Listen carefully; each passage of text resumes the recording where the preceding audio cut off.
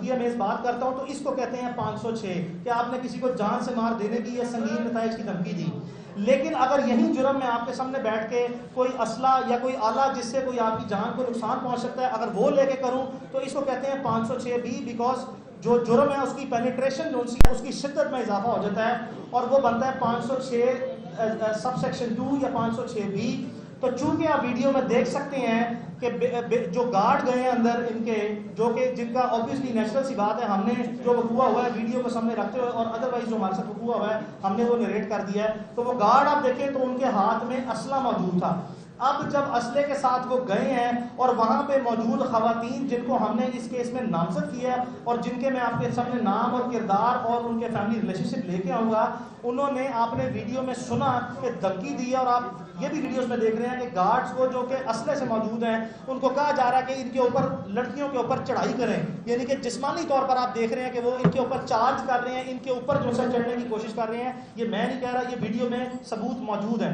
तो इन हालात में जब आपके पास असला है और आप थ्रेट कर रहे हैं किसी को असले के जोर पे, तो कानूनी तौर पर जो सा है ये बड़ी मुस्तनद किस्म की राय है, ये कंसिडर्ड ओपिनियन है, इसमें कोई फ्लेक्सिबिलिटी नहीं है कि 506B या 506 सबसेक्शन 2 जो सा अट्रैक्ट करता है जिसकी 10 साल सजा है। तो हम पुलिस से ये उम्मीद भी रखते हैं, हम उनके सामने अपना इस मौक़िफ़ को भरपूर तरीके से पेश करेंगे। हमें आपकी भी रहनुमाई चाहिए होगी, आप अपना इंडिपेंडेंट एक्सपर्ट का ओपिनियन भी लें कि हम कायद करेंगे कि इस मुकदमे में 506B ये हल्का ऑफेंस है, 506 जो कि काबिल ज़मानत है जिसकी 2 साल सजा है, और जो 506B है उसकी 10 साल सजा है, वो नाकाबिल ज़मानत जुर्म है। उसको इस केस में ऑल्टर किया जाए, अमेंड किया जाए या उसको चेंज किया जाए, उसको असल सूरत में हकायक और जितने सबूत हैं उसकी बुनियाद पर जो सा है वो तफ्तीश सामने लाई जाए और इस जुर्म को आज़ाद किया जाए। तफ्तीश की ज़ुबान में इसको ये कहते हैं। अब आ जाते हैं पुलिस के किरदार पे। देखें, इसमें कोई शक नहीं है, आप ये ईद से एक दिन पहले का वकूआ है, गालिबन ये 20 तारीख की रात वकूआ है, ये 23 का। हमने अब पूरा मुल्क जानता है कि बड़े नेचुरल से सर्कमस्टेंसेस थे, पूरे मुल्क में ईद थी, हमारी लॉ इन्फोर्समेंट जो है वो काम तो कर रही होती है, लेकिन पूरे पाकिस्तान में पब्लिक ऑफिसेज और प्राइवेट ऑफिसेज का तकरीबन सारा स्टाफ, अगर नहीं तो सिर्फ 90% स्टाफ जो है वो छुट्टी पे होता है। तो इन हालात में हमारी सुनवाई कोई नहीं, हम जुबानी तौर पर गए हैं, हमें दुदकार के जो सा बाहर भेज दिया गया है। उसके बाद जिस वक्त ये सोशल मीडिया में सर्कुलेट हुआ है, हमने दोबारा कल पहला वर्किंग डे था, सरकारी छुट्टियों के बाद हम दोबारा गए हैं और हमने फौरी तौर पर अपनी शिकायत दर्ज कराई है। पहले चंद घंटे 10 से 12 घंटे इसमें कोई शक नहीं है कि हमारी सुनवाई नहीं हुई। कुदरती तौर पर जो सा है वो पुलिस का इनिशियल मौक़िफ़ ये था कि हमारे ऊपर दबाव है, हम कुछ नहीं कर सकते, नीचे SHO की लेवल पे बात कर रहा हूँ। लेकिन बाद चूंकि पब्लिक ओपिनियन जो सा है वो इस तरह इस मैसिव लेवल पे जो सा पहुंच गया कि एक पब्लिक परसेप्शन जो सा क्रिएट हो गया कि इसमें वाकई ये जो लोग हैं गुनाहगार हैं और ये क्यों मलूज़ खातिर, अवाम की तरफ से सवाल जवाब और राय का सिलसिला शुरू हो गया, जिसको सामने रखते हुए पुलिस ने फाइनली अपनी प्रोफेशनल जिम्मेदारी, कानूनी जिम्मेदारी हकीकी मानों में जो सा अदा की है। इस पे लाहौर पुलिस, खासकर मैं सबसे पहले IG पंजाब को जो सा है वो मैं उनका शुक्रिया अदा करता हूँ कि उन्होंने इसका नोटिस लिया, बिकॉज जो इस केस में फिगर्स हैं जिसमें मैं मजीद थोड़ी देर में आऊँगा, उनकी मौजूदगी में आम हालात में इस मुल्क में देखा गया है कि मुकदमा तक के बुनियादी जो इंसान का हक है, किसी भी शहरी का हक है, उससे भी आपको महरूम किया जाता है। तो IG पंजाब का मैं सबसे पहले शुक्रिया अदा करता हूँ कि उन्होंने ये हमारा मुकदमा दर्ज किया। 2 के इसमें नकायस कमजोरियाँ, हम आपको सबूत देंगे, हम आपको कन्विंस करेंगे, आपकी मेहरबानी, हम आपसे आज़ाद और गैर जानिबदार तफ्तीश की उम्मीद रखते हैं। दूसरा मैं शुक्रिया अदा करूँगा CCP लाहौर का, चौधरी जुल्फ़िकार का। मैं इनको पुराना जानता हूँ, 10-15 साल से प्रोफेशनल पुलिस ऑफिसर हैं, कभी इनकी शोहरत जो सी है बुरी सुनी देखी नहीं गई। और तीसरा मैं अब मजीद तवक्को करता हूँ सबसे पहले लाहौर के DIG इन्वेस्टिगेशन से मेरे मुतालबात। भाई मैं आप मेरी आप फैमिली से पूछ लें, अगर वो बोलना चाहती है तो बोल लेती है। आप पूछें, वो बोलना चाहती है, आप उनकी कंसेंट के बगैर तो नहीं उनको कह सकते बोलने का, आप वो तो नहीं कह सकते। हाँ, वो कर देते हैं, आपके सवाल जवाब पे आएंगे।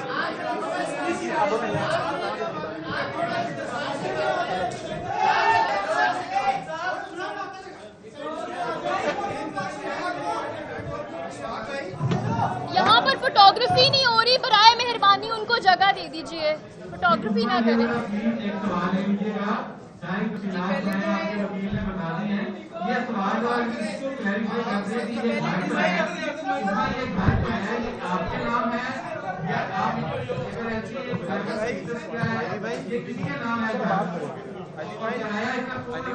उस्मानी बोली और दूसरी बात सोशल मीडिया पे वायरल वीडियो प्रेस कॉन्फ्रेंस आप कंटिन्यू रखेंगे। जी पहले तो मैं आप सबका शुक्रिया अदा करना चाहती हूँ। आप सब यहाँ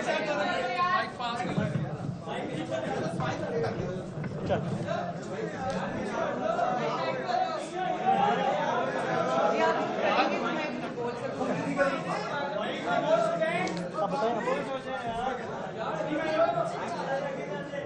बोले पहले तो मैं आप सब लोगों का शुक्रिया अदा करना चाहती हूँ। आप लोग सब यहाँ पर हैं और आपके जितने सवाल हैं उन सब के जवाब मेरे लॉयर देंगे और खतीजा देंगे।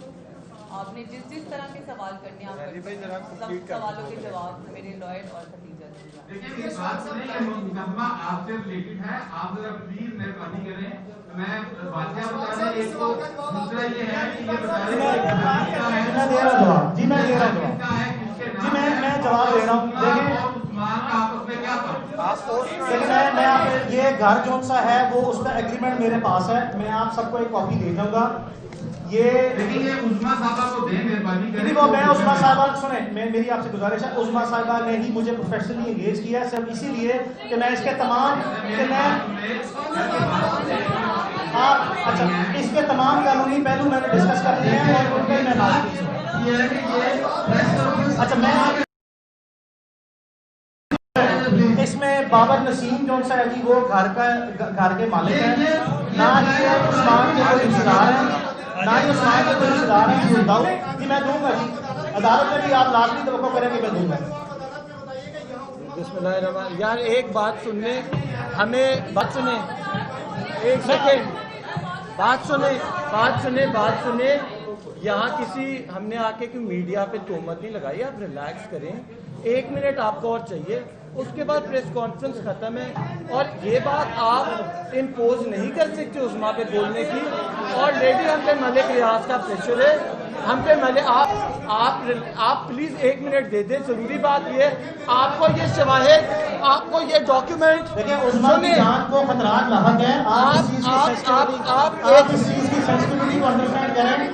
उस्मा खान की जान को खतरात लाहक है, इसीलिए प्रेस कॉन्फ्रेंस की है। प्रेस कॉन्फ्रेंस जो है मीडिया प्लेटफॉर्म जो सा है वो किसी भी शख्स के लिए जो कि विक्टिम है किसी चीज का उसका राइट है। प्रेस कॉन्फ्रेंस की है। अच्छा अब मेरी गुजारिश आपसे ये है। अच्छा दाऊद भाई सवाल ले लें। दाऊद भाई सवाल कर लो यार। जी मैं सवाल करें। मैं मियां दाऊद आपको सवाल दे रहा हूँ। मैं मियां दाऊद आपको सवाल मियां दाऊद इस घर की मलकियत एक थर्ड पार्टी के नाम पे है जिसे हम नहीं जानते। ये उस्मा के करीबी दोस्त हैं बाबर जिसके नाम पे इस घर का किराया नाम है और वही हम तफ्तीश में देंगे। तो जो ये उनका क्लेम है कि ये उनके खामन का घर है, ऐसी बात नहीं तौर पर नहीं है। अच्छा उस्मान मलिक के साथ 2 साल पुराना ताल्लुक है। ये जितनी बातें हम जो क्लेम यहाँ पे करेंगे कोई ऐसा क्लेम नहीं होगा जिसका हम सबूत ना दे सकें। उस्मा का ताल्लुक 2 साल से है। उस्मान मलिक जो है वो उस्मा से शादी करना चाहता था। 5 महीने पहले उस्मा ने उस पर इनकार कर दिया, जिसके बाद अब वो जो पुराना रिलेशनशिप है उसकी बुनियाद पे जबरदस्ती जो है रास्ता कायम करने की कोशिश करता है। ये बात उस्मा के मुताबिक दिसंबर 2019 में उस्मान मलिक की फैमिली के नॉलेज में है। उसके हमारे पास सबूत है कि उस्मान मलिक और उसकी फैमिली के दरमियान जितनी मोबाइल कन्वर्सेशन है मैसेज की फॉर्म में वो हमारे पास मौजूद है, वो भी हम पेश करेंगे। तो इसका रिलेशनशिप जो है वो यही है कि इससे उसकी इस्लाम से दोस्ती थी और इसे शादी करना चाहता है। यार एक दिन आप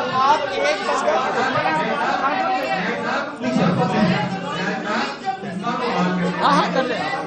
अच्छा बात सुने उस्मा आप लोगों के उस्मा मैं आपके सामने कहना चाहता हूँ उस्मा मुकम्मल तौर पर आज़ाद है। वो जितनी बात करना चाहे करें, वो जिस सवाल का जवाब दें वो दें।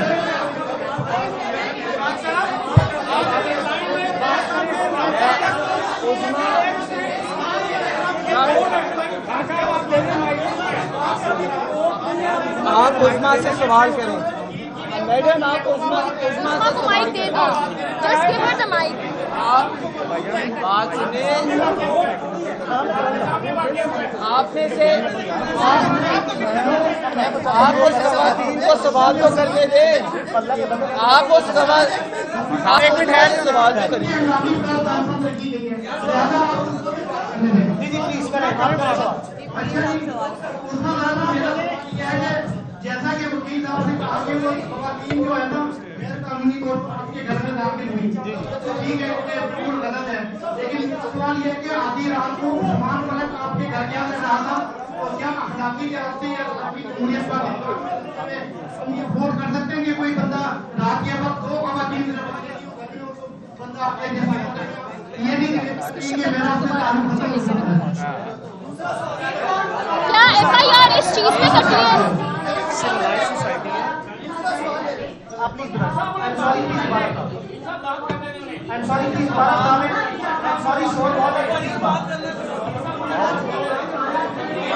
आवाज नहीं आ रही। आमना मलिक ने आपको कितनी दफा वार्न किया था कि मेरे खामन के साथ आप ताल्लुकात कायम ना करें? अगर उन्होंने आपको पहले वार्न किया था,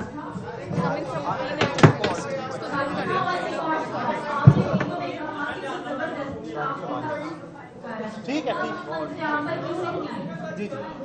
और किसी का कोई सवाल है? आप वीडियो के अंदर मैडम आप वीडियो के अंदर साफ दिख रहा है, जिस वीडियो को आप हवाला दे रही है उस वीडियो में साफ दिख रहा है कि आपने बारहा उनसे माजरत की है। किस बात पे आप माजरत कर रहे हैं? पहले सवाल का जवाब आ गया।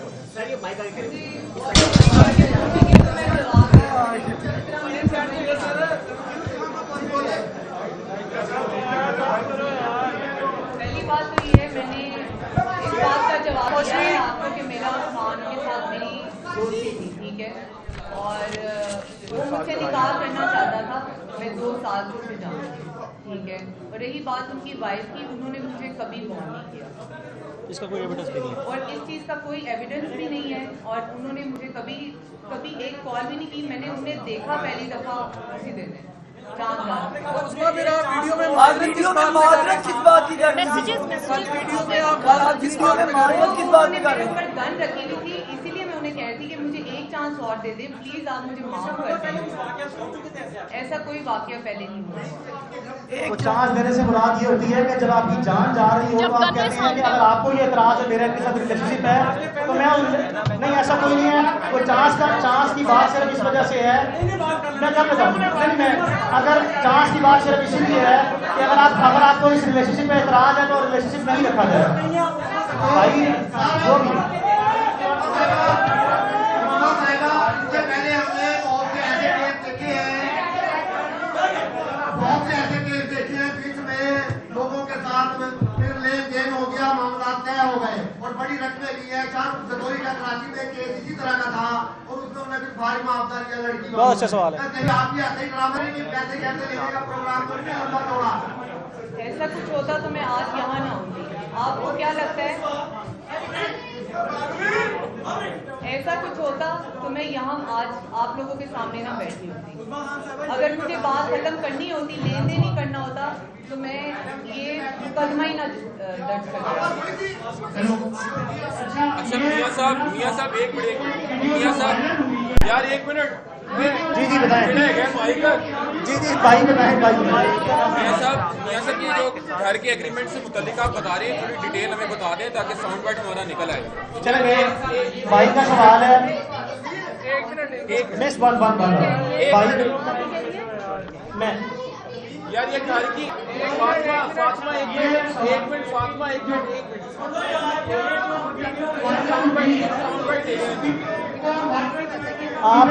आपका सवाल है घर की किराएदारी से मुतल्लिक। डिटेल बता दें। मैं बता देता हूँ, घर का एड्रेस मैं आपके सामने रख रहा हूँ। आपके सामने घर का एग्रीमेंट भी मैं जो है वो आपको बाद में कॉपी करा के दे दूंगा।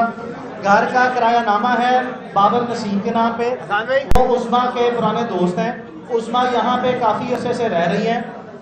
बाबर नसीम का कोई ताल्लुक वास्ता नहीं है उस्मान मलिक से या उसके किसी लेने देने से। इस घर पे पुराना पोजेशन जो सा है वो उस्मा का ही है। चंद चीज़ें जो मैं आपको बताना चाहता हूँ, देखें इस वकूए के 2 विक्टिम हैं। विक्टिम तो बहुत से हैं। इस विक्टिम जो सा सबसे पहले उस्मा और इसकी बहन है। उस्मा की बहन भी जो सी इनका पाँव जख्मी हुआ है, आपने वो देखा होगा। दूसरा विक्टिम जो है मलिक रियाज खुद हैं इसके, चूंकि मलिक रियाज जो है मौके पर मौजूद नहीं थे, इसमें कोई शक नहीं है। हमारा मलिक रियाज पर कोई जाती क्लेम ये नहीं है कि उन्होंने किया है। वो विक्टिम इसलिए है कि उनकी दो बेटियां अंबर मलिक और पश्मीना मलिक, जो मलिक रियाज की दो बेटियां जो मुकदमे में नामजद है, वो वहां पर मौजूद थी। तो हमारी तरह इस वकूअ के मलिक रियाज जाती तौर पर खुद भी विक्टिम है, लेकिन हम मलिक रियाज के विक्टिम कुदरती तौर पर बन जाते हैं कि वो पाकिस्तान की एक इन्फ्लुएंशियल जो सा शख्सियत माने और जाने जाते हैं। तकलीफ इस चीज़ की है कि उन्होंने कौमी इदारे जो से हैं, आर्म फोर्सेस के इदारे, जहाँ पे कह दिया कि ISI को बुला चुक के ले जा। ये बताना चाहता हूँ कि ISI के तो शायद किसी सफाई का बूट भी जो सा वो नहीं कर सकते। मलिक रियाज की बेगमार को या फैमिली को इस तरह की बातें इदारों को बीच में इन्फ्लुएंस नहीं करना चाहिए था। तो एक इसके विक्टिम ISI बने हैं, एक आपके सामने ये है, एक मलिक रियाज उनकी बेटियों के और अपने रिश्तेदारों के विक्टिम खुद जाती तौर पर है। अच्छा जी वकील साहब, जी प्लीज।